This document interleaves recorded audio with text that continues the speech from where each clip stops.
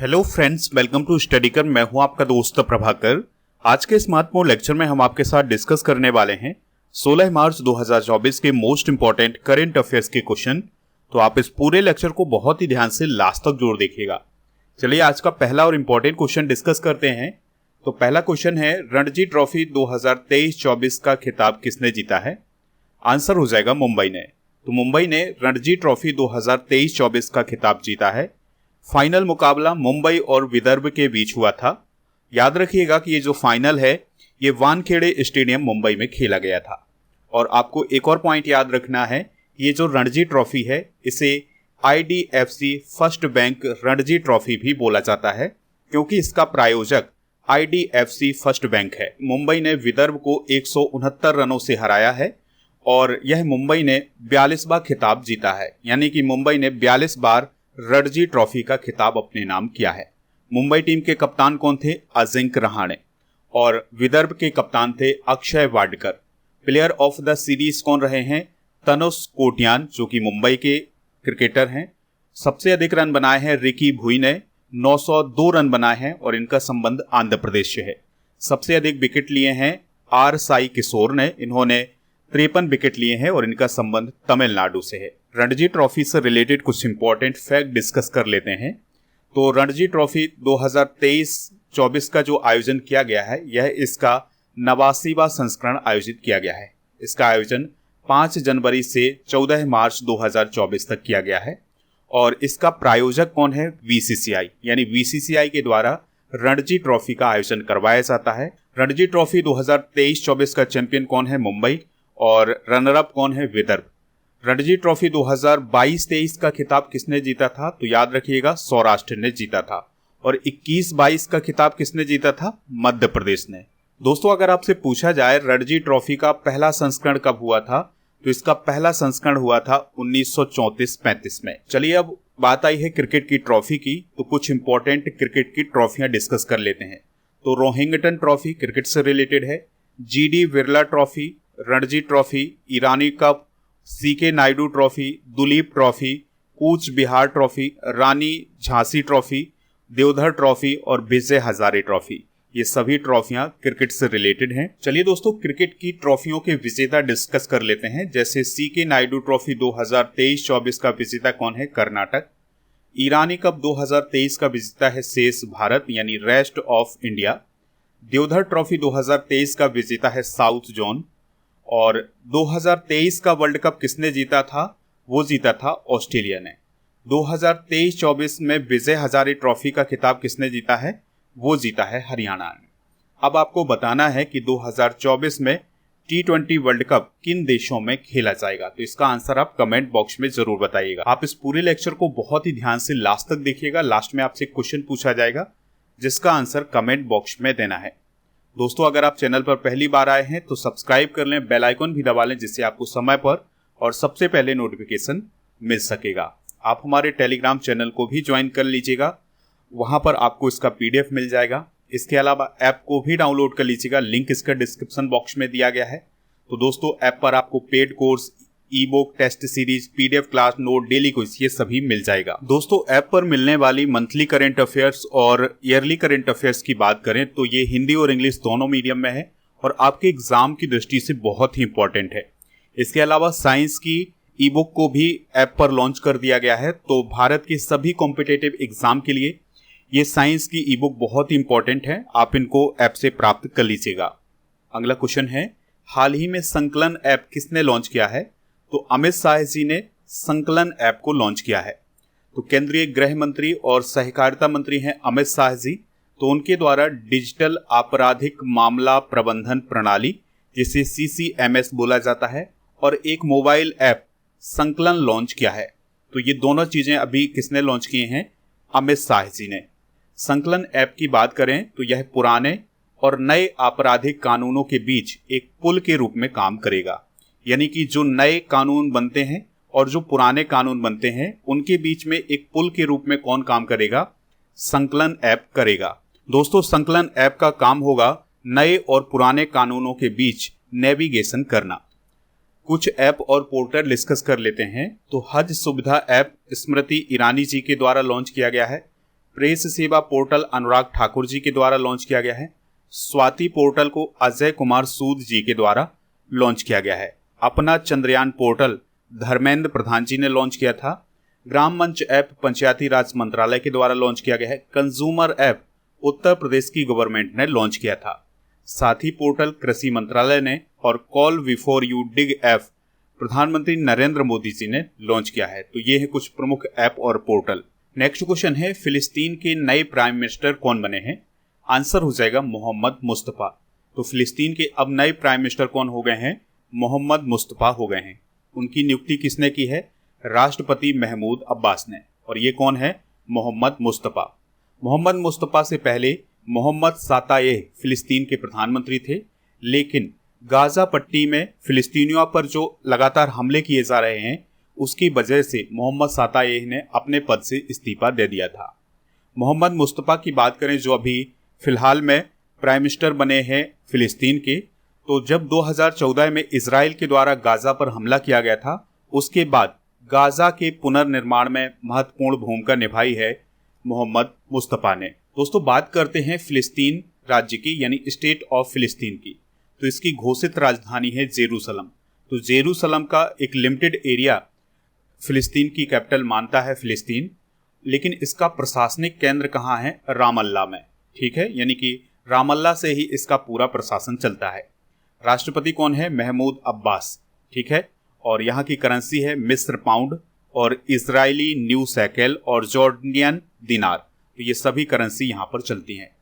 यहाँ पर आप देखिएगा मैप में, ये इजराइल है, ठीक है, और ये है गाजा जहाँ पर हमास और इजराइल के बीच युद्ध चल रहा है। दोस्तों आपको याद रखना है कि जब गाजा पट्टी पर इजराइल और हमास के बीच में युद्ध शुरू हुआ था तो वहाँ से भारतीयों को वापस लाने के लिए भारत सरकार के द्वारा कौन सा ऑपरेशन चलाया गया था? तो इस ऑपरेशन का नाम जरूर आप याद रखिएगा, इसका नाम था ऑपरेशन अजय। कुछ इंटरनेशनल अपॉइंटमेंट्स डिस्कस कर लेते हैं। तो आसिफ अली जरदारी पाकिस्तान के नए प्रेसिडेंट बने हैं। शहबाज शरीफ पाकिस्तान के नए प्राइम मिनिस्टर बने हैं। अहमद अबद बिन मुबारक यमन के प्रधानमंत्री बने हैं। तामस सुल्योक हंगरी के नए राष्ट्रपति बने हैं। फेलेटी ट्यो तुबालू के प्राइम मिनिस्टर बने हैं। नवाफ सलाम इंटरनेशनल कोर्ट ऑफ जस्टिस के अध्यक्ष बने हैं। ओल्जास बैक्टोनोव कजाकिस्तान के प्राइम मिनिस्टर बने हैं। गैब्रियल अटल फ्रांस के प्राइम मिनिस्टर बने हैं। शेख हसीना बांग्लादेश की प्राइम मिनिस्टर बनी हैं और सेरिंग टोब्गे भूटान के प्राइम मिनिस्टर बने हैं। तो ये है कुछ इंटरनेशनल अपॉइंटमेंट्स। नेक्स्ट क्वेश्चन है, चुनाव आयोग ने इलेक्टोरल बॉन्ड का डेटा सार्वजनिक किया है। इसके अनुसार सबसे ज्यादा किस पार्टी को चंदा मिला है? आंसर हो जाएगा बीजेपी। तो दोस्तों इलेक्टोरल बॉन्ड का मतलब होता है राजनीतिक चंदा। ठीक है, तो अगर किसी पॉलिटिकल पार्टी को चंदा देना होता था तो वो इलेक्टोरल बॉन्ड खरीद करके दिया जाता था, लेकिन अब ये स्कीम बंद हो गई है। तो सुप्रीम कोर्ट ने कुछ समय पहले ये आदेश दिया था कि जिन जिन व्यक्तियों या कंपनियों ने इलेक्टोरल बॉन्ड खरीदे हैं उनके डाटा को सार्वजनिक किया जाए। तो अब चुनाव आयोग के द्वारा उस डाटा को सार्वजनिक किया गया है। तो दोस्तों याद रखिएगा कि बीजेपी को सबसे अधिक चंदा मिला है और इसको मिला है चंदा 6060.50 करोड़ का, यानी जितना टोटल चंदा है उसका 47.46% इसको मिला है बीजेपी को। फिर उसके बाद AITMC को, यानी ऑल इंडिया तृणमूल कांग्रेस को, जो कि ममता बनर्जी की पार्टी है, तो उसको मिला है 1609.50 करोड़ का। फिर कांग्रेस पार्टी है, फिर BRS है यानी भारत राष्ट्र समिति, और फिर है दोस्तों बीजू जनता दल जो कि उड़ीसा में अभी वर्तमान में गवर्नमेंट चला रही है। तो इन सभी पार्टियों को चंदा मिला हुआ है। तो ये तो प्रमुख 5 पार्टियां हैं और सभी पॉलिटिकल पार्टियों को कुछ ना कुछ चंदा दिया गया है। तो यहाँ पर हमने प्रमुख पार्टियों की बात की है, तो ये डाटा आप नोट कर सकते हैं। अब हम उन कंपनियों को भी डिस्कस कर लेते हैं जिन्होंने सबसे अधिक चंदा दिया है। तो future gaming and hotel service private limited नाम की कंपनी है, इसने सबसे अधिक चंदा दिया है और वो चंदा दिया है 1368 करोड़ का। ठीक है, तो इसने 1368 करोड़ के इलेक्टोरल बॉन्ड खरीदे थे SBI से और इसने राजनीतिक पार्टियों को चंदा दिया है। ठीक है, तो ये वो कंपनियां हैं जिन्होंने इलेक्टोरल बॉन्ड खरीदे हैं। दोस्तों आपको याद रखना है कि भारत सरकार ने इलेक्टोरल बॉन्ड योजना की घोषणा 2017 में की थी और इस योजना को सरकार ने जनवरी 2018 को कानूनन लागू कर दिया था, यानी कि इसको ऑफिशियली तौर से लागू कर दिया था। इस योजना को 2017 में सुप्रीम कोर्ट में चुनौती दी गई थी, फिर 2019 में इसकी सुनवाई शुरू की गई थी और सुप्रीम कोर्ट ने फरवरी 2024 में फैसला सुनाया और जो इलेक्टोरल बॉन्ड स्कीम थी भारत सरकार की, उसको उसने असंवैधानिक घोषित किया। यानी सुप्रीम कोर्ट ने इलेक्टोरल बॉन्ड को असंवैधानिक घोषित किया। दोस्तों, सुप्रीम कोर्ट ने ये फैसला क्यों लिया था, इसके पीछे का कारण है क्योंकि कोई भी व्यक्ति या कोई कंपनी किसी पार्टी को चंदा देती थी तो उसकी जानकारी सार्वजनिक नहीं होती थी, जो कि सूचना के अधिकार का उल्लंघन होता था। तो इन्हीं सब बातों को ध्यान में रखते हुए सुप्रीम कोर्ट ने अपना फैसला सुनाया था। अगला क्वेश्चन है नेक्स्ट क्वेश्चन है विश्व उपभोक्ता अधिकार दिवस यानी वर्ल्ड कंज्यूमर राइट डे कब सेलिब्रेट किया जाता है? तो हर साल 15 मार्च को विश्व उपभोक्ता अधिकार दिवस मनाया जाता है।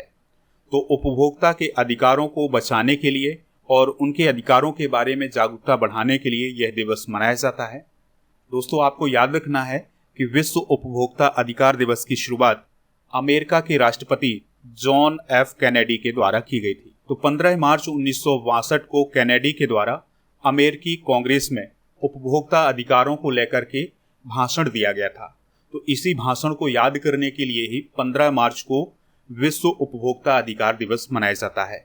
2024 की थीम आप याद रखिएगा, उपभोक्ता के लिए निष्पक्ष और जिम्मेदार आर्टिफिशियल इंटेलिजेंस यानी fair and responsible AI for consumer. आपको एक और पॉइंट याद रखना है कि 24 दिसंबर को भारत में राष्ट्रीय उपभोक्ता दिवस मनाया जाता है। मार्च माह में मनाए गए अब तक के प्रमुख दिवस डिस्कस कर लेते हैं। तो दोस्तों, 1 मार्च को शून्य भेदभाव दिवस मनाया जाता है और 1 मार्च को विश्व नागरिक सुरक्षा दिवस भी मनाया जाता है। 3 मार्च को विश्व वन्यजीव दिवस मनाया जाता है और 3 मार्च को विश्व श्रवण दिवस भी मनाया जाता है। 4 मार्च को राष्ट्रीय सुरक्षा दिवस, 8 मार्च को अंतर्राष्ट्रीय महिला दिवस मनाया जाता है और 10 मार्च को CISF का स्थापना दिवस, 15 मार्च को विश्व उपभोक्ता अधिकार दिवस अभी हमने डिस्कस किया हुआ है, 16 मार्च को राष्ट्रीय टीकाकरण दिवस मनाया जाता है, 20 मार्च को विश्व गौरैया दिवस, 21 मार्च को विश्व वानिकी दिवस, 21 मार्च को विश्व डाउन सिंड्रोम दिवस भी मनाया जाता है, 22 मार्च को विश्व जल दिवस मनाया जाता है और 23 मार्च को विश्व मौसम विज्ञान दिवस मनाया जाता है। तो ये हैं मार्च माह के कुछ प्रमुख दिवस। नेक्स्ट क्वेश्चन है मिशन पाम ऑयल के तहत पहली ऑयल पाम प्रोसेसिंग मिल का उद्घाटन कहाँ किया गया है या किस राज्य में किया गया है? आंसर हो जाएगा अरुणाचल प्रदेश में। तो प्राइम मिनिस्टर मोदी जी ने मिशन पाम ऑयल के तहत पहली ऑयल पाम प्रोसेसिंग मिल का उद्घाटन अरुणाचल प्रदेश में किया है। भारत वर्तमान में खाद्य तेल का शुद्ध आयातक है, यानी कि जो खाद्य तेल है वो भारत दूसरे देशों से मंगवाता है। तो भारत कुल खाद्य तेल का 57% विदेशों से आयात करता है। पाम तेल की बात करें तो यह एक खाद्य वनस्पति तेल है जो ताड़ के पेड़ों से प्राप्त होता है, यानी कि जो ताड़ के पेड़ होते हैं उससे पाम ऑयल प्राप्त होता है। पाम ऑयल का सबसे बड़ा उत्पादक देश है इंडोनेशिया, उसके बाद मलेशिया, थाईलैंड और नाइजीरिया है। दोस्तों, यहाँ पर बात आई थी अरुणाचल प्रदेश की, तो अरुणाचल प्रदेश से रिलेटेड कुछ इंपॉर्टेंट करंट अफेयर्स डिस्कस कर लेते हैं। तो 13,000 फीट की ऊंचाई पर दुनिया की सबसे लंबी वाई लेन सुरंग का नाम क्या है? सैला टनल। इसका उद्घाटन अभी हाल ही में प्राइम मिनिस्टर मोदी जी के द्वारा किया गया है। अरुणाचल प्रदेश का 26वां जिला कौन बना है? केई पानयोर। 27वां जिला बना है विचोम। पक्के पागा हॉर्नबिल फेस्टिवल अरुणाचल प्रदेश में मनाया जाता है। और अरुणोपोल ऐप किस राज्य से रिलेटेड है? अरुणाचल प्रदेश से। सियोम पुल किस राज्य में बनाया गया है?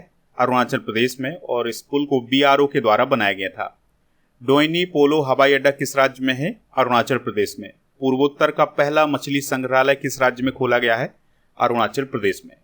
अगला क्वेश्चन है किस राज्य सरकार के द्वारा जम्मू कश्मीर में 2.5 एकड़ जमीन खरीदी जाएगी?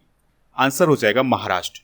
तो दोस्तों, महाराष्ट्र सरकार ने केंद्र शासित प्रदेश जम्मू कश्मीर में 2.5 एकड़ जमीन खरीदने को मंजूरी दी है और ये जो जमीन खरीदी जाएगी ये खरीदी जाएगी जम्मू कश्मीर के बड़गाम में।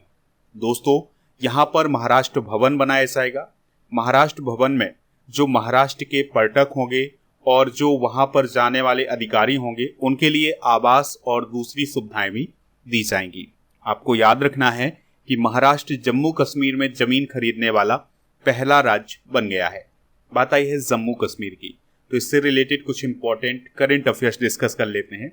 तो अभी हाल ही में तभी महोत्सव जम्मू कश्मीर में मनाया गया है। पीएम विश्वकर्मा योजना को लागू करने वाला पहला केंद्र शासित प्रदेश कौन है? Jammu Kashmir. Gyanodaya express college on vehicles पहल किस केंद्र शासित प्रदेश में शुरू की गई थी? तो ये जम्मू कश्मीर में शुरू की गई थी। आरोपी आतंकवादियों के लिए जीपीएस एंकलेट किसने लॉन्च किया है? जम्मू कश्मीर की पुलिस ने। ट्यूलिप गार्डन कहाँ है? श्रीनगर में।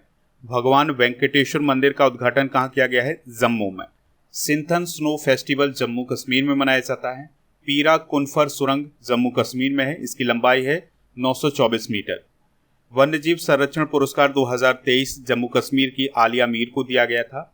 और 5.9 मिलियन टन लिथियम का भंडार रियासी जिले में पाया गया है, जो कि जम्मू कश्मीर में है। किस राज्य में भारत के सबसे ऊंचे मौसम टावर का उद्घाटन किया गया है? आंसर हो जाएगा मध्य प्रदेश। तो दोस्तों, केंद्रीय पृथ्वी विज्ञान मंत्री किरण रिजिजू ने मध्य प्रदेश के भोपाल में देश के सबसे ऊंचे मौसम टावर का वर्चुअली उद्घाटन किया है। और दोस्तों, ये जो टावर है ये भोपाल के पास सीलखेड़ा में लगाया गया है।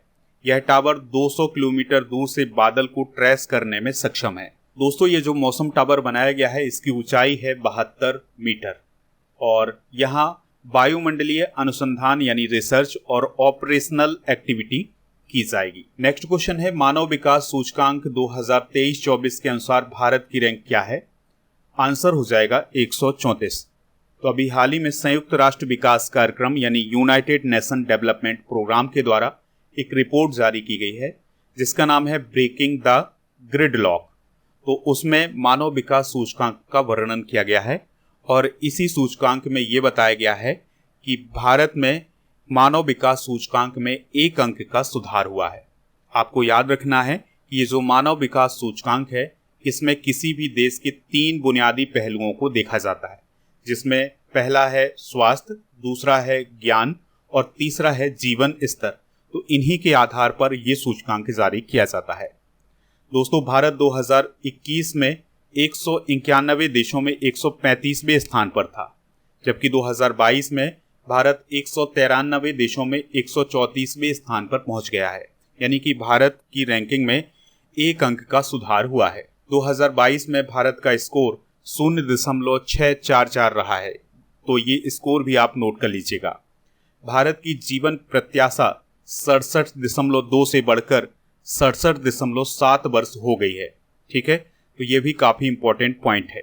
1990 से संयुक्त राष्ट्र विकास कार्यक्रम यानी यूएनडीपी के द्वारा हर साल मानव विकास रिपोर्ट जारी की जाती है। मानव विकास सूचकांक में टॉप 5 देश डिस्कस कर लेते हैं। तो दोस्तों, ये जो अभी हाल ही में ह्यूमन डेवलपमेंट इंडेक्स जारी किया गया है इसमें पहले स्थान पर स्विट्जरलैंड है, दूसरे पर नॉर्वे, तीसरे पर आइसलैंड, चौथे पर हांगकांग और 5वें नंबर पर है डेनमार्क। दोस्तों, यहाँ पर बात आई है यूएनडीपी की, तो इसका फुल फॉर्म होता है यूनाइटेड नेशन डेवलपमेंट प्रोग्राम। इसकी स्थापना 22 नवंबर 1965 को की गई थी। हेडक्वार्टर है इसका न्यूयॉर्क शहर में। प्रमुख हैं असीम स्टीनर। इसका काम होता है गरीबी कम करना, आधारभूत ढांचे के विकास और डेमोक्रेसी को प्रोत्साहित करना। नेक्स्ट क्वेश्चन है, किस राज्य के एर्नाकुलम जिले में लाइम रोग का एक नया मामला सामने आया है? आंसर हो जाएगा केरल। तो केरल राज्य में लाइम रोग का एक नया मामला सामने आया है और यह एक दुर्लभ रोग है। दोस्तों, लाइम रोग बैक्टीरिया के कारण होता है और ये किस बैक्टीरिया के कारण होता है ये आपको जरूर नोट करना है। तो ये बोरोलिया वर्गडोरफेरी बैक्टीरिया के कारण होता है। दोस्तों, लाइम रोग ब्लैक लेग्ड टिक्स के काटने से मनुष्यों में फैलता है। यहाँ पर आप देख सकते हैं ये है ब्लैक लेग्ड टिक्स, तो इसके काटने से ये मनुष्यों में फैलता है। यह आमतौर पर उत्तरी अमेरिका, यूरोप और एशिया के कुछ हिस्सों में रिपोर्ट किया जाता है, लेकिन भारत में भी इसका अब मामला पाया गया है केरल में। यह हृदय और तंत्रिका तंत्र को प्रभावित करता है। बात आई है केरल की, तो केरल से रिलेटेड कुछ इंपॉर्टेंट करंट अफेयर्स डिस्कस कर लेते हैं। तो केरल में जिमी जॉर्ज पुरस्कार किसे मिला था? मुरली श्रीशंकर को।